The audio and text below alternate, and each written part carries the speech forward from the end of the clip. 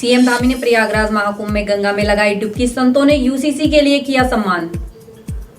परीक्षा पे चर्चा का हिस्सा बनने के लिए 3 लाख छात्रों ने कराया पंजीकरण, शिक्षा विभाग ने पूरी की तैयारियां। उत्तराखंड में होंगे फुटबॉल के राष्ट्रीय व अंतर्राष्ट्रीय टूर्नामेंट, खिलाड़ी रच रहे इतिहास। हिम तेंदुओं की दुनिया का खुलेगा रहस्य, ग्रीन इंडिया मिशन के तहत बजट हुआ स्वीकृत। हरिद्वार में कई झोपड़ियों में लगी भीषण आग, फायर ब्रिगेड ने बमुश्किल पाया काबू। नमस्कार, आप देख रहे हैं उत्तराखंड टाइम और मैं हूं आपके साथ अनुरागनी चौहान। खबरें अब विस्तार से।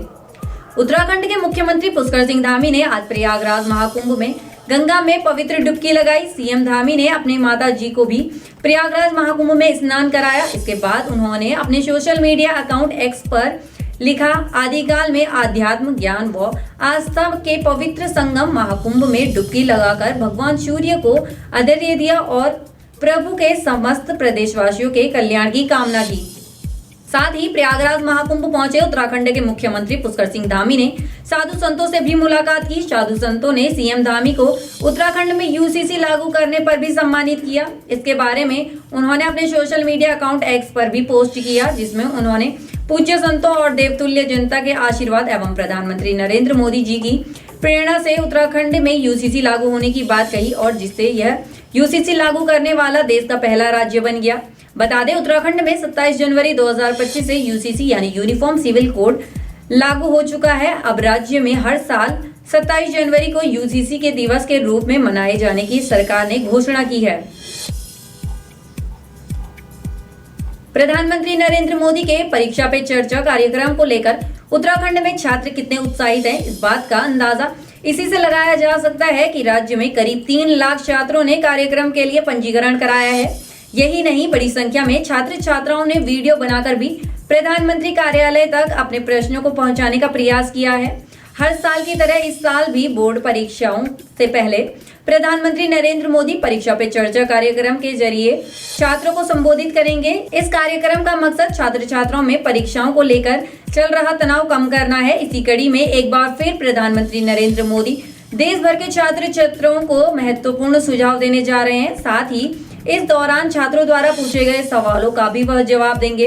दरअसल प्रदेश में विभिन्न विद्यालयों में करीब 29,04,123 छात्र छात्राएं इस कार्यक्रम के लिए पंजीकरण करा चुके हैं। इतना ही नहीं, कार्यक्रम में हिस्सा लेने के लिए राज्य के 32,515 शिक्षकों ने भी रजिस्ट्रेशन करवाया है, जबकि 11,206 अभिभावकों ने भी प्रधानमंत्री के इस कार्यक्रम के दौरान प्रश्न पूछने के लिए रजिस्ट्रेशन करवाया है।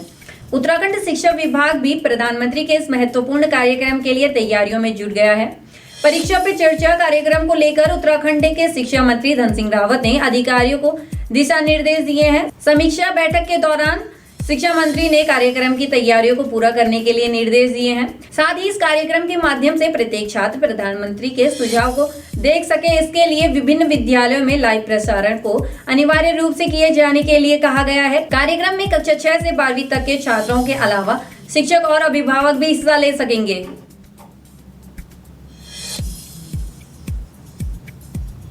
38वें राष्ट्रीय खेलों में एक और उत्तराखंड के खिलाड़ी अपने प्रदर्शन से इतिहास रच रहे हैं। इसके लिए प्रदेश में तैयार हुई अवस्थापना से देवभूमि में खेलों की नई संभावनाएं बन रही हैं। यही वजह है कि आने वाले समय में all India football federation Haldwani के गोलापाड़ में बने फुटबॉल मैदान में राष्ट्रीय व अंतर्राष्ट्रीय स्तर के टूर्नामेंट कराने की तैयारियां कर रहा है। यह बात दून पहुंचे AIFF के अध्यक्ष कल्याण चौबे ने कही। AIFF के अध्यक्ष कल्याण चौबे ने कहा कि उत्तराखंड में बना फुटबॉल के मैदान अंतर्राष्ट्रीय स्तरों के मानकों को ध्यान में रखकर तैयार किया गया है। इसका फायदा प्रदेश के साथ देश के खिलाड़ियों को मिले।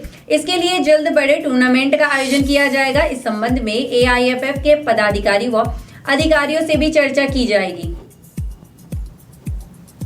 बागेश्वर वन प्रभाग में हिम तेंदुओं की दुनिया का रहस्य जानने के लिए वन विभाग अध्ययन की तैयारी कर रहा है। इसके लिए विभाग को ग्रीन इंडिया मिशन के तहत बजट स्वीकृत हुआ है। अध्ययन के बाद हिम तेंदुओं के संरक्षण के कदम बेहतर ढंग से उठाए जाएंगे। बता दें, बागेश्वर वन प्रभाग के पिंडारी, काफनी, सुंदरडुंगा आदि क्षेत्र उच्च हिमालयी वन जीवों की दृष्टि से बेहतर माने जाते हैं। करीब 12 साल पहले इलाके में वन्य विभाग के सहयोग से वैज्ञानिक विपुल मौर्य ने अध्ययन किया था। उस समय पिंडारी ग्लेशियर में लगाए गए ट्रैप कैमरे में पहली बार तिब्बतीय भेड़िया रिपोर्ट हुआ था। बाद में एक हिम तेंदुए की फोटो भी सामने आई थी। अब हिम तेंदुओं के अध्ययन के लिए 1 साल का समय तय किया गया है। बता दें, बीते साल हिम तेंदुओं के आकलन की रिपोर्ट जारी की गई थी। यह अध्ययन भारतीय वन्य संस्थान ने किया था। बताया गया था कि लद्दाख में 477, उत्तराखंड में 124, हिमाचल प्रदेश में 51, सिक्किम में 21, अरुणाचल प्रदेश में 36 और जम्मू कश्मीर में 9 हिम तेंदुए हैं। हरिद्वार के पंतद्वीप मैदान में झुग्गी झोपड़ियों में भीषण आग लग गई। आग की चपेट में आकर दर्जन भर झोपड़ी जलकर राख हो गई। गनीमत रही कि आग लगने से कोई जनहानि नहीं हुई। झोपड़ियों में आग लगने पर आसपास मौजूद लोगों ने आग पर पानी फेंककर आग पर काबू पाने की कोशिश की। हालांकि आग की लपेटें कम नहीं हुई। सूचना पाकर फायर ब्रिगेड की टीम भी मौके पर पहुंची और आग पर बमुश्किल काबू पाया। आग लगने का कारण शॉर्ट सर्किट बताया जा रहा है। इस दौरान झुग्गी झोपड़ी में रखा सामान भी जलकर खाक हो गया। मामले की जानकारी देते हुए हरिद्वार कोतवाली प्रभारी कुंदन सिंह राणा ने बताया कि पंतद्वीप में बीती रात झुग्गी झोपड़ियों में लगी आग पर बमुश्किल काबू पाया गया। हालांकि तब तक अधिकांश झोपड़ियां जल गई थी। आग से झोपड़ियों में रखा सामान भी स्वाहा हो गया था। दरअसल झोपड़ियां एक दूसरे से सटी हुई थी। एक झोपड़ी में आग लगते ही हवा के कारण दूसरी झोपड़ी में पहुंच गई। आसपास लोगों ने पहले खुद आग बुझाने का प्रयास किया, लेकिन आग विकराल होने पर सफलता नहीं मिली, जिसके बाद पुलिस और फायर ब्रिगेड को सूचना दी गई। लेकिन फायर ब्रिगेड के पहुंचने तक 13 झोपड़ियां जलकर राख हो गई थी। झोपड़ियों में गैस सिलेंडर भी रखे मिले। प्रथम दृश्य में आग एक झोपड़ी में शॉर्ट सर्किट होने से लगना बताया जा रहा है। बाकी की तमाम खबरों के लिए बने रहे उत्तराखंड टाइम पर। धन्यवाद।